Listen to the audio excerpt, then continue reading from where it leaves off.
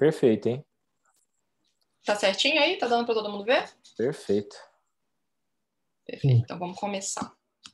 Então, gostaria de me apresentar. Meu nome é Isadora, sou fellow do primeiro ano de retina aqui da Unicamp, e hoje vou apresentar para vocês sobre assim, continuando o nosso cronograma, sobre as principais evidências e atualidades no tratamento da DMRI seca. O nome mais moderno aí, DMRI não neovascular, certo? Aqui, falando um pouquinho do cronograma, aqui, como é que a gente vai seguir. Então, primeiro, entendendo a DMRI não neovascular e sua progressão. A gente já teve a aula anterior, né, que foi falado sobre a DMRI, sobre os consensos, sobre os conceitos gerais. Vou só abordar um pouquinho, que vai ajudar a gente a entender um pouco da terapêutica. O tratamento clássico da DMRI não neovascular, aí falando principalmente dos estudos do AREDS. A influência genética na progressão do DMRI não neovascular, aí falando das questões mais atuais, aí, que é importante para a gente entender essa parte de tratamento. E, por fim, as atualidades do tratamento da DMRI não neovascular. A gente vai começar a entender a DMRI. Então, a DMRI não neovascular, ela envolve basicamente 3 achados, né? Que são as druses, que já foram bem faladas na aula anterior, alterações pigmentárias da retina, e, por fim, né, o end stage aí, a gente tem a atrofia geográfica, que é a perda dos fotorreceptores, do EPR, e até então era um ponto que a gente falava para o paciente, ó, não tenho muito o que fazer para você. Mas isso está mudando e é sobre isso que a gente vai tentar falar aqui hoje. Falando um pouquinho da fisiopatogênese da DMRI não neovascular, assim, ela tem uma etiologia indefinida, da mesma forma a atrofia geográfica. Mas o que se sabe é que existe uma fisiopatologia multifatorial relacionada, que envolve desde o estresse oxidativo sustentado, inflamação crônica, e os fatores genéticos e ambientais são bem relacionados com esses pacientes. Toda vez que a gente vai ver sobre fisiopatogênese da DMRI, não neovascular, principalmente falando da atrofia geográfica, sempre vai falar do sistema complemento, que parece, assim, para quem não viu, assim, parece meio distante, mas está diretamente relacionado, em que os pacientes com DMRI já foram estudados, já foi demonstrado que esses pacientes apresentam taxas de fatores do complexo do sistema complemento aumentados no sangue periférico, e mesmo existem depósitos, por exemplo, nas druses, desses mesmos fatores. Então, está bem relacionado, assim, ainda está em estudo, mas está bem relacionado à relação em que um desbalance do sistema complemento tem associação com a progressão da DMRI não neovascular. Então, a gente tem aqui, falando do sistema complemento, a via clássica, a via da lecitina e a via alternativa, e é importante lembrar que essas vias elas vão convergir aqui para o C3 e, posteriormente, para o C5, até a via terminal, onde que a gente tem a membrana de ataque, o complexo de ataque à membrana, que é a lise celular, que seria a parte final aí. Então, o C3 e o C4 são mediadores inflamatórios muito importantes, e eles são bem estudados, porque se a gente for ver, eles unificam todas as vias. A gente vai ver que isso mais para frente, quando a gente for falar de tratamento, é onde eles tentam atingir esse paciente. Falando um pouquinho da progressão desse paciente do DMRI, essa progressão, assim, o estudo do paciente, a avaliação do paciente de DMRI não neovascular, ela vai desde a acuidade visual, medida do paciente, até a outros dados, do aspecto estrutural e aspecto funcional mesmo. Falando um pouquinho da questão da acuidade visual, hoje, né, já se sabe-se que a acuidade visual corrigida, às vezes, ela não é o melhor método para a gente falar da função visual desse paciente. Tem se falado hoje de outros fatores, por exemplo, acuidade visual relacionada à baixa luminescência, velocidade de leitura, por exemplo. A gente sabe que o paciente que tem atrofia geográfica, e essa atrofia geográfica ela é extrafoveal, às vezes ela não atrapalha tanto a acuidade visual do paciente, mas o paciente tem uma velocidade de leitura muito lentificada, isso impacta fortemente a qualidade de vida desse paciente. Então, falando do ponto de vista funcional, isso está mudando e tem se buscado novas alternativas. Falando agora do ponto de vista mais estrutural, a gente tem, desde o ponto de vista da avaliação fundoscópica mesmo desses pacientes, aqui um paciente com atrofia geográfica, a autofluorescência de fundo, que está bem estudada, hoje é um dos principais exames aí para a gente identificar esses pacientes, eu vou falar dela mais para frente. Aqui a angiofluorescenografia, em que a gente tem principalmente a hiperfluorescência por defeito em janela. O OCT, né, o OCT anface, aqui o OCTB, as análises estruturais, também vou falar aqui mais para frente um pouquinho, e aqui o infrared, que também ajuda a gente bastante a entender e visualizar essas lesões que muitas vezes não são tão perceptíveis do ponto de vista fundoscópico. Falando da progressão desses pacientes, aquele mesmo estudo que eu citei, que é um estudo grande aí, que envolve grandes nomes da retina, os principais fatores de progressão relacionados ao paciente com DMRI não neovascular em estágios avançados, e principalmente atrofia geográfica, envolvem o tamanho da lesão, em que lesões maiores tendem a progredir com um avanço maior do que lesões menores, a focalidade das lesões, em que lesões multifocais também têm taxas de progressões mais altas, a localização das lesões, em que pacientes que apresentam lesões extrafoveais tendem a progredir mais do que pacientes que apresentam lesões foveais. E, por último, aí, os dois que são considerados hoje os principais, as alterações estruturais no OCT e os padrões de hiperautofluorescência. Esses eu gostaria de falar um pouquinho mais. As alterações estruturais do OCT já foi falado na última aula, a gente tem o consenso, né, que é o CAN, que trouxe aí a classificação da atrofia, esses pacientes classificados aí de acordo com a perda da camada de fotorreceptores e, posteriormente, a perda do EPR, e isso está sendo bem estudado, e é um parâmetro para a gente acompanhar esse paciente, medir a área de atrofia que ele apresenta. Além disso, existem outros fatores, perda da camada plexiforme externa, perda da membrana limitante, aquela descida da camada plexiforme externa, tudo isso está sendo relacionado com fatores de entender um pouquinho mais esse paciente, sinais de mais mau prognóstico, isso vai ser falado ao longo do curso aí em outros momentos. Falando um pouquinho mais dos padrões de hiperautofluorescência, isso também é um achado bem importante, porque dentro desses padrões foi percebido o seguinte: se a gente fala de autofluorescência, a autofluorescência ela detecta a lipofucsina e principalmente função do EPR. Se eu tenho atrofia geográfica, eu tenho perda, ou seja, hipoautofluorescência, o que eles observaram? O EPR adjacente, ele normalmente está em sofrimento, e por isso hiperautofluorescência.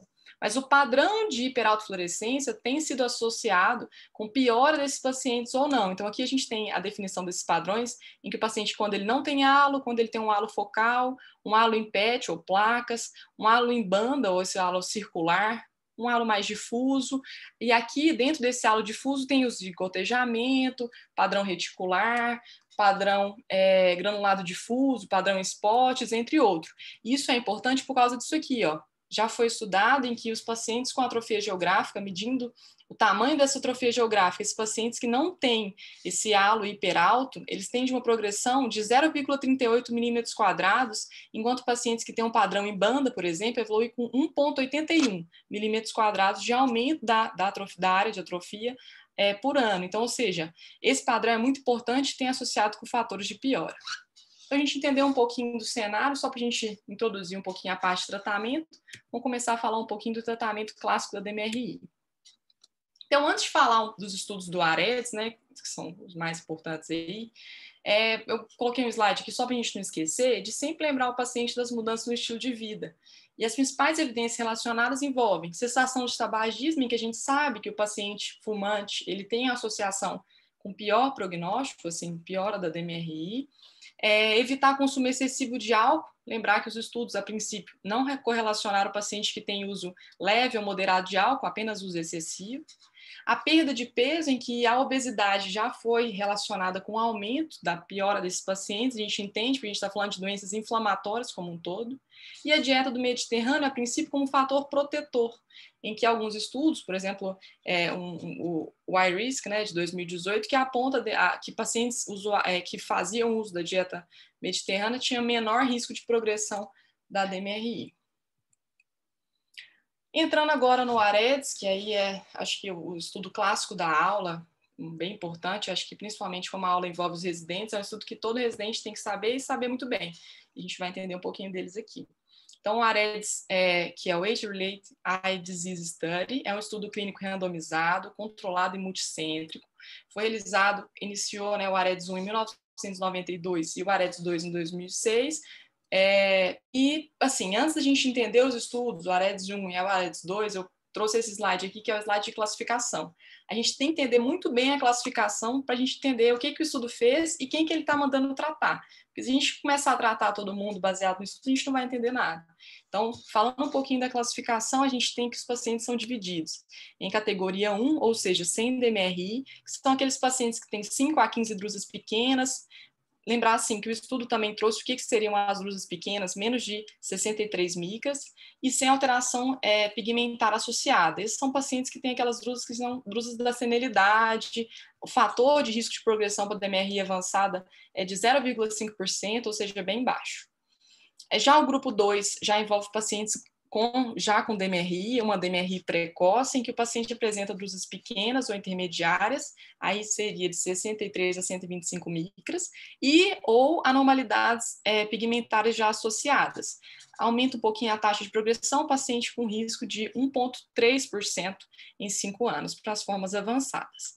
Já o grupo 3, a gente tem a DMRI intermediária, em que os pacientes apresentam drusas intermediárias a extensas, múltiplas drusas, né, vamos falar assim, drusas grandes, que são maior ou igual a 125 micras, e atrofia geográfica não envolvendo o centro macular.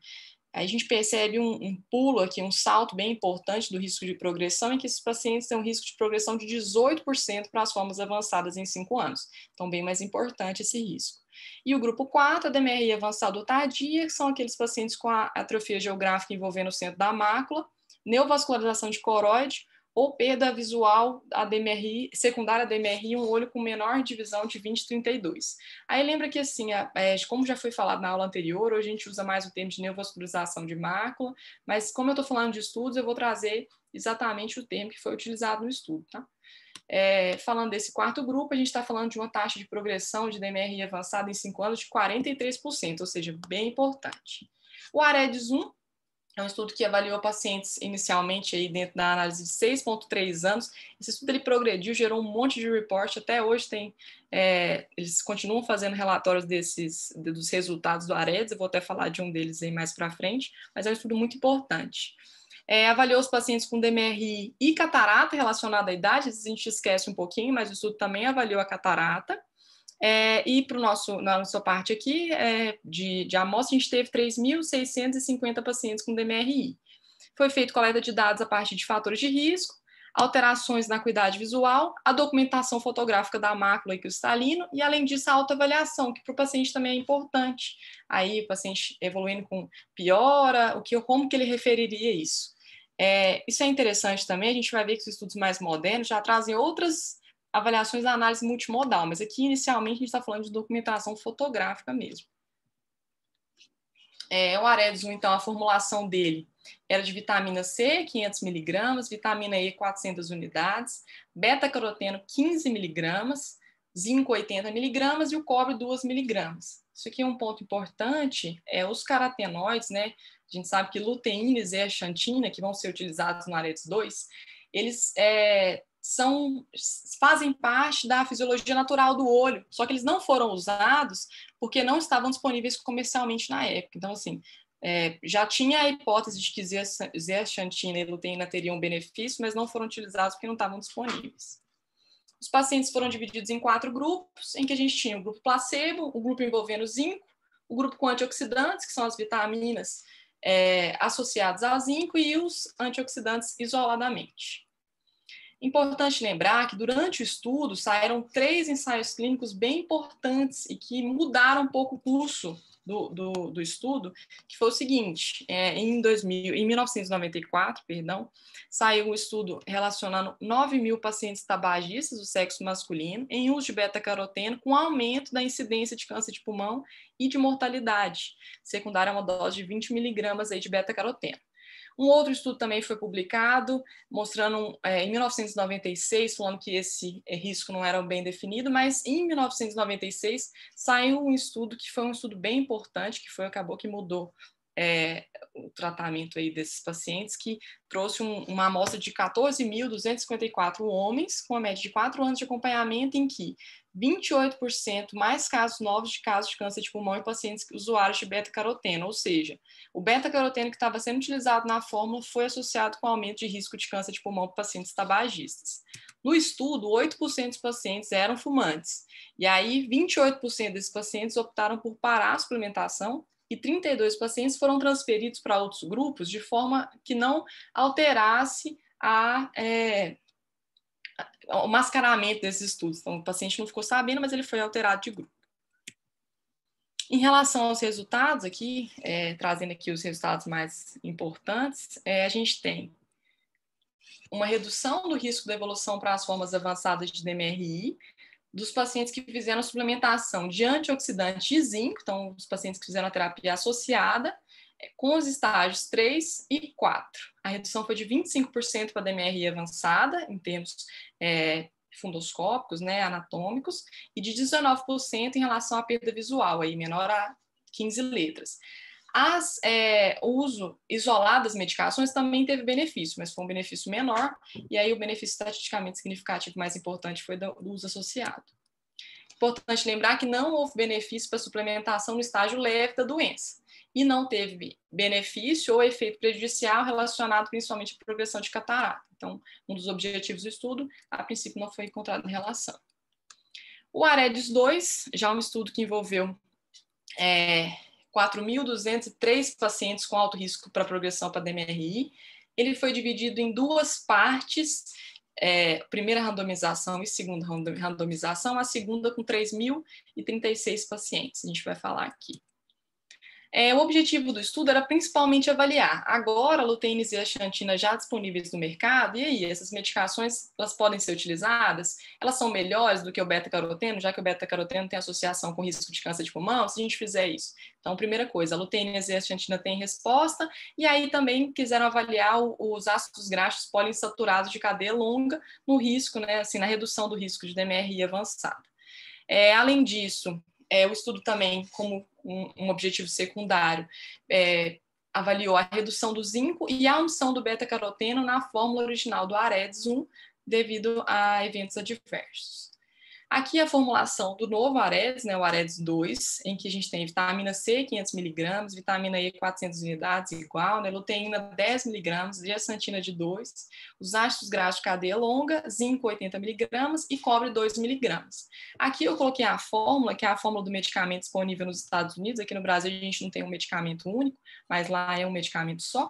E só para correlacionar aqui, por exemplo, que a gente tem as medicações em que eu estou falando de 500 mg de vitamina C. Isso corresponde a 840% do valor diário que esse paciente normalmente teria que tomar, ou seja, são doses altas. Então, se fosse para o paciente tomar a mesma medicação, não quero tomar medicação, eu quero suplementar chupando laranja, sei lá.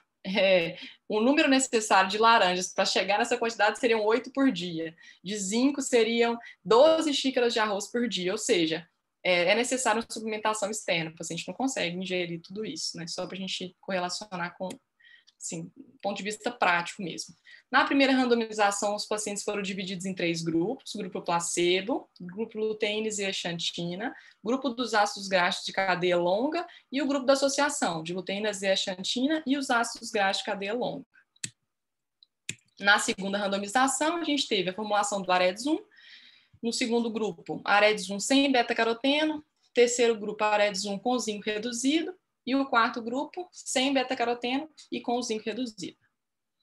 Então, em relação ao estudo, aqui, a gente tem os resultados do estudo, a gente percebe que, em relação ao placebo, esses dados não foram estatisticamente significativos. Então, ou seja, a suplementação com ácidos graxos de cadeia longa né, zeaxantina e luteína não tiveram benefício comparado ao placebo na redução da forma avançada da MRI.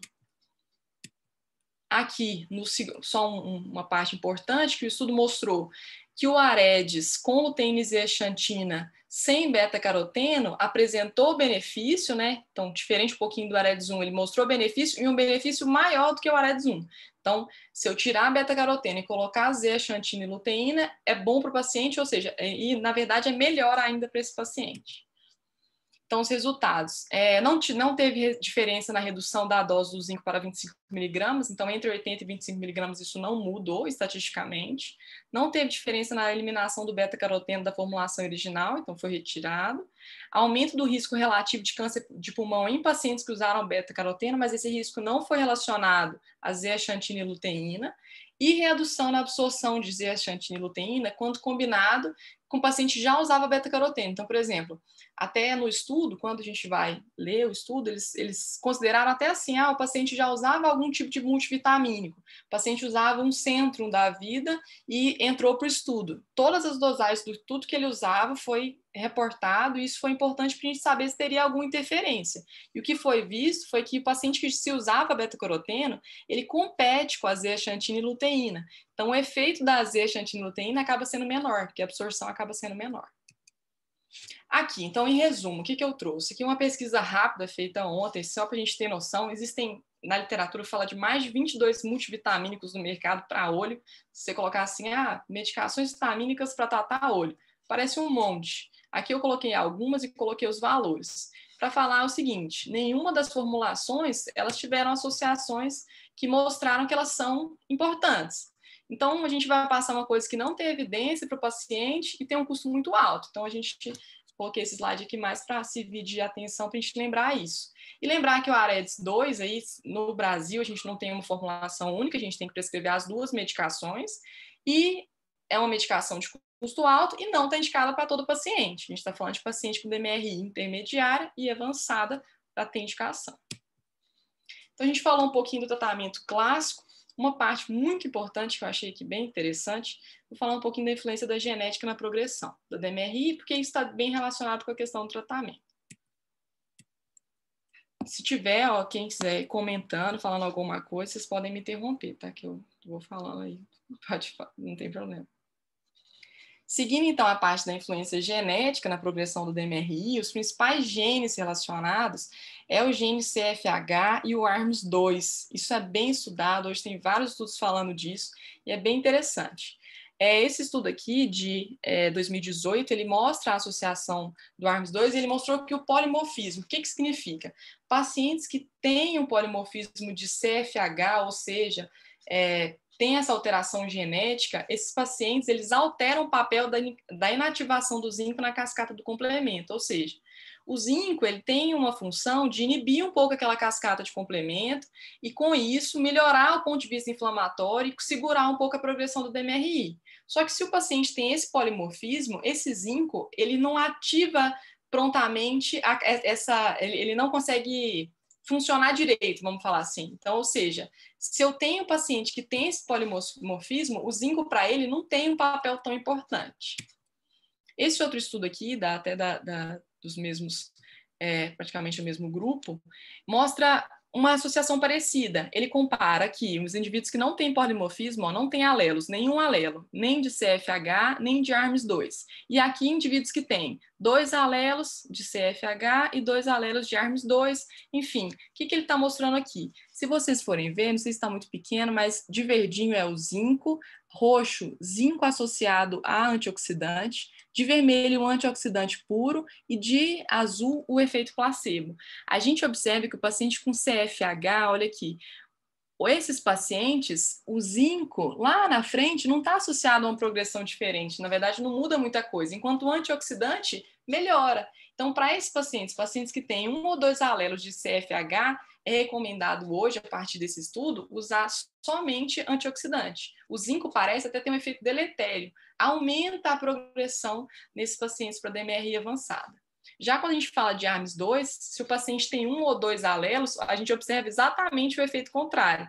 Eles apresentam uma melhor resposta ao zinco e uma pior resposta a antioxidante. Então, teoricamente, esses pacientes teriam indicação de fazer usos isolados, apenas de zinco, e não usar o antioxidante, que pioraria o quadro. Dentro dessa parte também, achei bem interessante esse estudo. Ele é de 2014, e ele propõe que os pacientes sejam agrupados. Não vamos tratar todo mundo, a gente vai dividir o paciente em grupo de genótipo definido. A partir desse grupo, a gente vai ver, vale a pena tratar ou não vale a pena? E esse estudo, ele inclusive recomenda que pacientes que eles consideraram aqui do grupo definido como grupo 4, ou seja, pacientes de alto risco para SFH e ARMS2, que correspondem 23% da população do estudo do Aredes, esses pacientes, eles não têm benefício de usar a medicação. Na verdade, eu estou tendo um efeito adverso e estou tendo um custo muito alto para o paciente sem ele ter esse benefício. Então, ou seja, a gente falou do Aredes aí, com o estudo de 1992, depois 2006, né? Até hoje, esses pacientes foram estudados, pegaram a amostragem desses pacientes, fizeram avaliação genética, e aí, esse paciente teria benefício de receber ou não? Então, só para a gente saber que existe uma influência genética, inclusive no tratamento desses pacientes. Mas, assim, como tudo no meio científico, nem tudo são flores, né? Tem gente que pensa de todo jeito. Tem um outro artigo aqui, em 2014, mesmo grupo do AREDS, fizeram um reporte número 38, falando que não existe associação significativa clínica entre os polimorfismos de CFH e ARMS2. Então, ou seja, eles compararam. Se eu trato esses pacientes, independente desse polimorfismo, tem diferença? Eles acharam que não tem. Então, para eles, eles acham que o papel genético é muito importante, tem que ser estudado, mas que isso não muda a terapêutica. Eles continuam recomendando AREDS para todo mundo, que seja do grupo 3 e do grupo 4 do estudo. Ó, a gente já está caminhando aí mais para o final da aula, vamos falar um pouquinho das atualidades no tratamento da DMRI não neovascular, falar o que tem de mais moderno aí. Quando a gente entra nessa parte, tem várias medicações, inibidor do sistema complemento, neuroprotetores, inibidores do ciclo visuais, vários. Eu vou falar principalmente dos inibidores do sistema complemento, que como eu falei lá na frente é bem importante, e depois os outros eu vou acabar mais citando. Falando um pouquinho dos inibidores do sistema complemento, o primeiro que eu vou citar aqui, não foi o primeiro realizado, mas o primeiro que eu achei interessante aqui de colocar, porque é um que não deu certo. A gente tem o inibidor seletivo do fator D do complemento, né, uma medicação intravítrea. Fizeram 2 estudos grandes, o CHROMA e o SPECTRI. Se eu falar o nome errado aí, gente, desculpa, se quiserem também me corrigir. Mas foram 2 estudos grandes envolvendo 906 pacientes, 975 pacientes, utilizando esse lapalizumab, que é o inibidor seletivo do fator D do complemento. Onde que eu estou falando do fator D? Lá na via alternativa, lá em cima da cascata do complemento. Os pacientes tinham 50 anos ou mais e atrofia geográfica sem neovascularização de coroide prévia ou ativa em ambos os olhos. E as lesões mediam de 2,54 a 17,78 milímetros. Qual foi o padrão do estudo? Autofluorescência de fundo. Como eu falei, a autofluorescência de fundo é muito importante para o paciente que tem atrofia geográfica. A gente vai ver que é um padrão que é bem estudado e normalmente é o que a gente usa para acompanhar os estudos. Os pacientes foram divididos em 3 grupos. Grupo 1, que recebia o lapalizumab de 10 miligramas a cada 4 semanas, ou seja, doses mensais. O paciente com lapalizumab de 10 miligramas a cada 6 semanas. E o paciente que recebia a injeção simulada, que a gente tem que ter o grupo controle. Desses estudos, resultados, não houveram benefício dos pacientes que fizeram uso da medicação. Ou seja, a medicação não foi considerada um protetor na progressão da DMRI não neovascular, na atrofia geográfica, não mudou em 48 semanas. E o que eles observaram é que ocorreu um aumento substancial da atrofia geográfica em média de 2 milímetros ao ano. Vocês vão ver que eu vou falar de vários estudos aqui, e é o seguinte, se a terapêutica não funciona, o estudo normalmente ele serve para uma coisa, a gente entender um pouco mais da história natural da atrofia geográfica. Se eu não tivesse tratado, porque eu estou falando de grupo controle também. E aí, o paciente melhoraria, pioraria? O que aconteceu? Então, aqui não houve benefício da medicação, mas eles viram que a atrofia geográfica ela vai continuar progredindo. Então, a gente tem que tentar fazer alguma coisa. Segunda medicação aí, o eculizumab. Já aí eu estou falando do inibidor sistêmico do C5, né, uma medicação endovenosa, que foi um estudo bem menor, um estudo de 30 pacientes. Esse estudo, agora a gente está falando da inibição lá embaixo, mais embaixo na cascata. E qual é a ideia de inibir fatores que estão mais embaixo da cascata? Tentar juntar. Ó, se eu inibir só a via alternativa, eu só inibo esses fatores. A partir do momento que eu inibo mais o final da cascata, eu consigo interferir mais fortemente nos efeitos deletéricos relacionados ao sistema complemento. Então, aqui eu tentei interferir mais embaixo. Então, o eculizumab é um inibidor de C5, só que é uma medicação sistêmica. Envolveu 3 grupos, o grupo que usava eculizumab 600 mg por semana e depois, em sequência, 900 mg a cada 2 semanas. Um outro grupo que usava eculizumab 900 mg por semana e depois uma dose mais alta de 1.200 mg a cada 2 semanas. E o grupo controle, que são os pacientes que fizeram uso de solução salina. Em relação aos tratamentos, em relação aos resultados, perdão. O tratamento ele foi bem tolerado, os pacientes responderam bem, assim, sem efeitos adversos graves, mas sem benefício na taxa de crescimento da atrofia geográfica. E o que foi visto? No entanto, uma correlação estatisticamente significante relacionada à baixa luminância, o déficit de baixa luminância. O que eles observaram? Se eu tenho a pontuação, né, de luminância normal, eu vejo a acuidade do visual do paciente em uma luminância normal. Depois eu vou testar essa mesma acuidade visual em uma baixa luminância. E eu vou tentar descobrir qual que é o déficit. E a gente no estudo descobriu que esse déficit ele é maior conforme a progressão da atrofia geográfica acontece. Então, ao longo de 6 meses, a atrofia geográfica progrediu e, com isso, também o paciente apresentou um déficit ainda maior. Também falando um pouquinho da história natural da atrofia geográfica. Passando aí adiante, então a gente falou de dois aí, o eculizumab e o lampazumab, né, que são medicações que não tiveram benefício. Agora a gente começa a entrar nas medicações que já têm uns resultados aqui um pouquinho melhores. Então, o pegtacoplan, né, que o nome comercial é o Apellis, é um inibidor PEGlado do C3, que é uma medicação intravítrea. Então, a gente não está falando mais de medicação de uso sistêmico, medicação intravítrea. Fez um estudo, o estudo grande, né, o estudo do FILE, né, o estudo de fase 2, com 246 pacientes com atrofia geográfica. A área e o crescimento do paciente foi medida a partir de autofluorescência de fundo. Acabei não falando ali, mas o estudo que eu acabei de citar, do eculizumab, eles usaram OCT Spectral Domain para poder comparar o tamanho da atrofia geográfica. Então, isso às vezes tem um pouquinho de diferença entre os estudos. Aqui foi autofluorescência de fundo.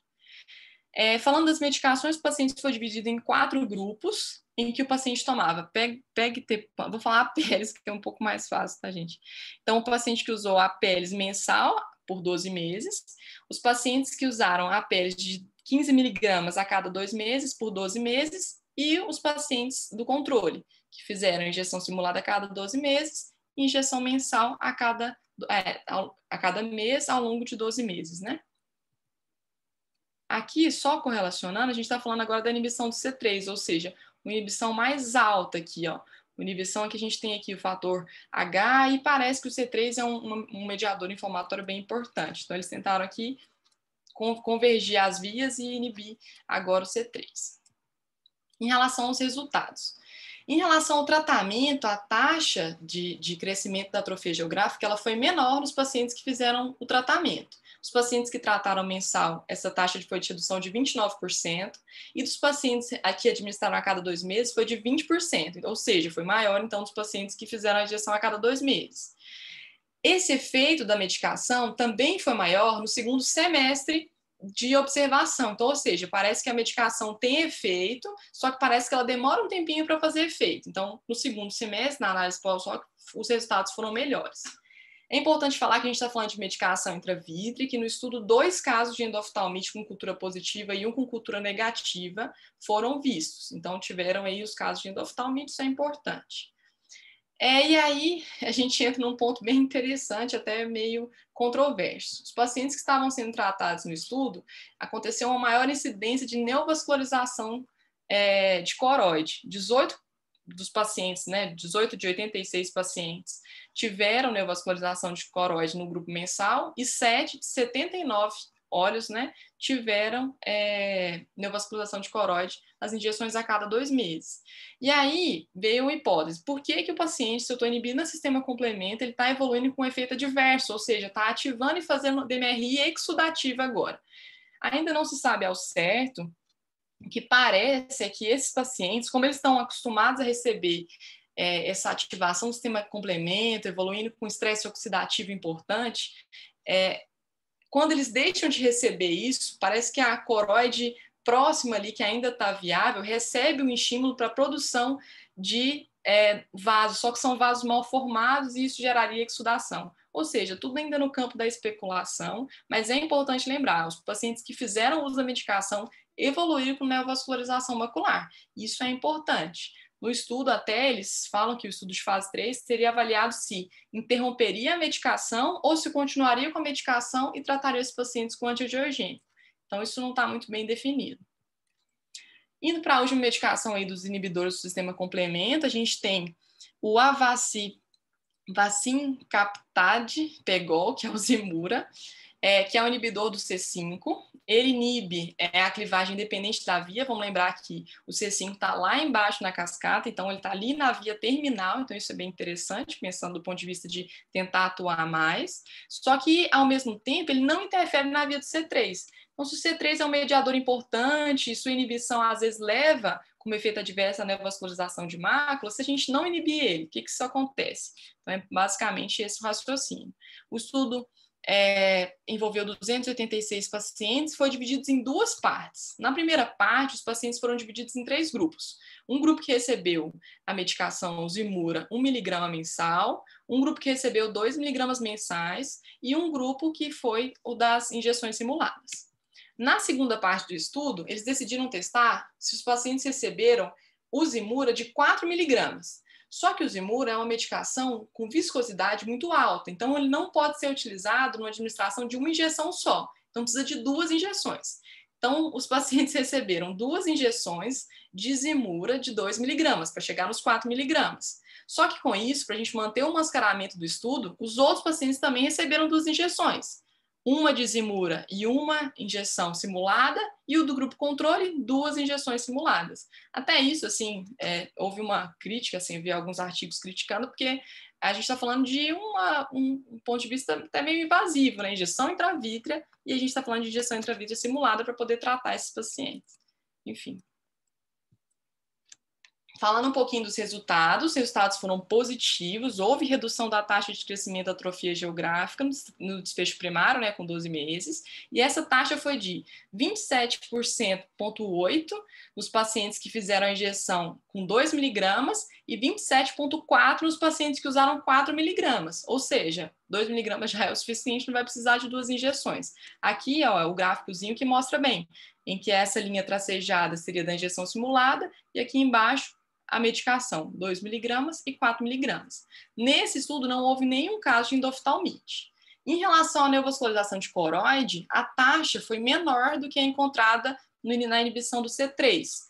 Eles encontraram 2,7% nos indivíduos que fizeram a injeção simulada, 4% nos indivíduos que receberam 1 miligrama, 9% em 2 miligramas e 9,6% em 4 miligramas. Então, houve também, como evento adverso, neovascularização de coroide, só que isso foi menor.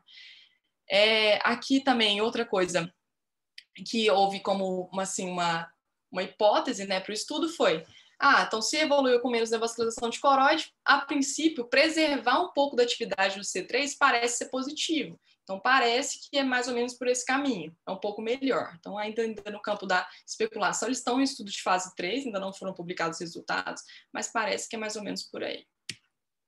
Aqui eu coloquei esse slide só comparando principalmente os 2 estudos. O estudo do C3, o que ele apresentou? Um efeito de tratamento mais tardio, eu falei que foi no segundo semestre, então demorou uns 6 meses para poder fazer resultado. A taxa de endóf e de membrana neovascular foi maior, enquanto pacientes que fizeram uso do C5, a inibição do C5, que foi o Zimura, tiveram um efeito mais precoce e menor taxa de endoftalmite e membrana neovascular. Em relação ao futuro, esse artigo aqui é do British Journal e é bem interessante porque ele é desse ano e ele traz uma grande revisão do que existe de tratamento. Vários tratamentos, vários não deram certo, mas alguns que são promissores aí. Aqui está a tabela de revisão, eu vou só comentar um pouquinho, esse agora é mais uma parte para saber que existe, assim, acho que mais importante do que ficar descrevendo todos. Primeiro grupo aí, redução de subprodutos tóxicos. Em relação a esse grupo, eles visaram principalmente diminuir a proteína beta-amiloide. Assim, quem tiver uma memória aí na parte clínica vai lembrar que a beta-amiloide é bem relacionada para principalmente doença de Alzheimer. E é uma proteína que está associada com o ponto de vista inflamatório, ativação da cascata do sistema complemento. Então, parece que inibir isso teria efeito positivo para a DMRI. Essa primeira medicação aqui, que é o GSK, foi utilizada para a DMRI, mas os estudos não mostraram benefício, mostraram que não teve melhora, nem no ponto de vista visual, nem no ponto de vista de aspecto anatômico, melhora da atrofia geográfica. Aqui até eles não colocaram nesse quadro, mas existe uma outra medicação, que é a GAL-101, que é uma medicação que está sendo usada no glaucoma como colírio e que está em estudo como sendo um redutor da beta-amiloide com efeito talvez um pouco melhor. Então, talvez seja uma medicação que também, provavelmente nos próximos anos, aí, talvez surja aí para a DMRI.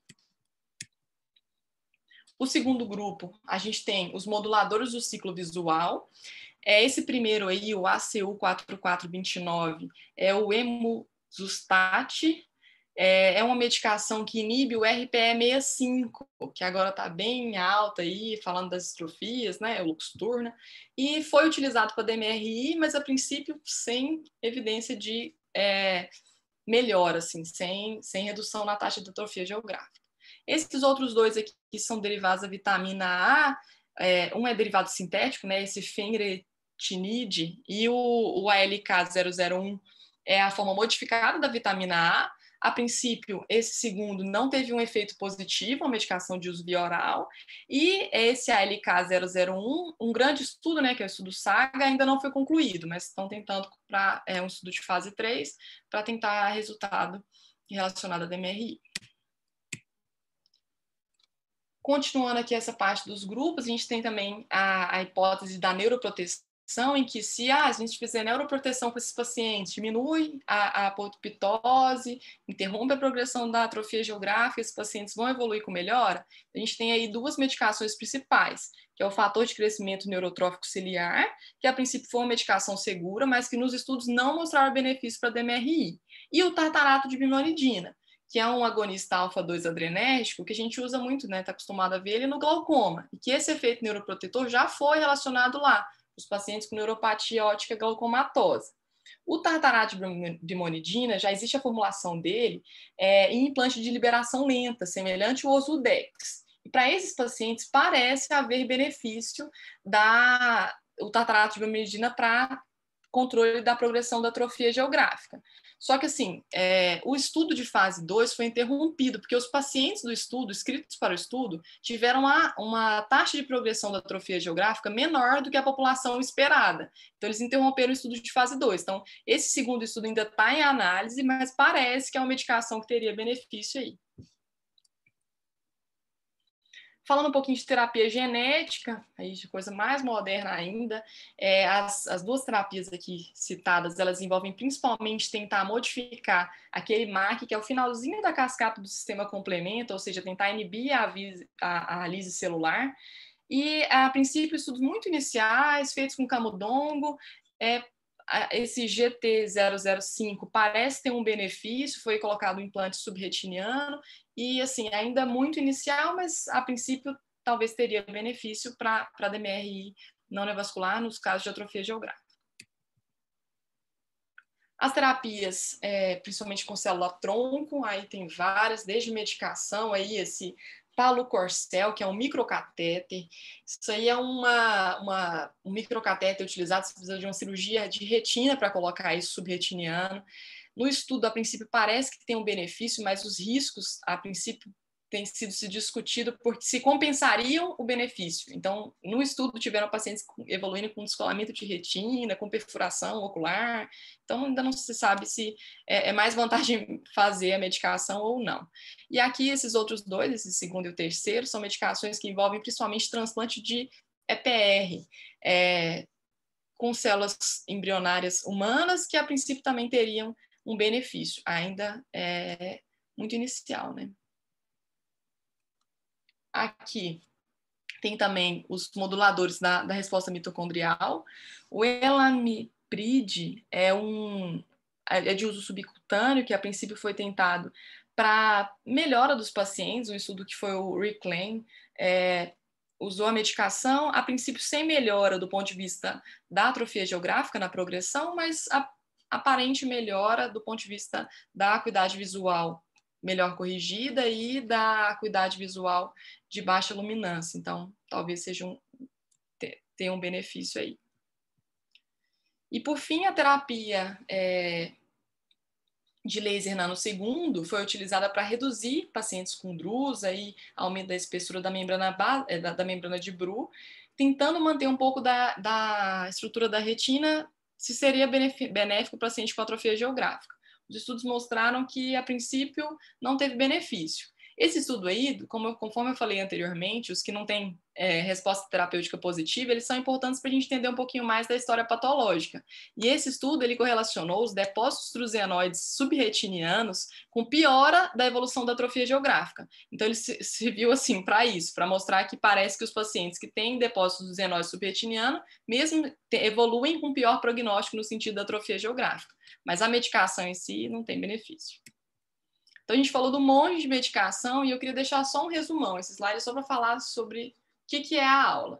Então, em resumo, a gente tem que acompanhar o paciente com DMR não neovascular. Não é porque não tem tratamento bem definido que a gente não vai fazer, até porque tem para o paciente específico. E aí esse tratamento é principalmente o AREDS, para paciente com DMRI moderada e avançada, tem indicação.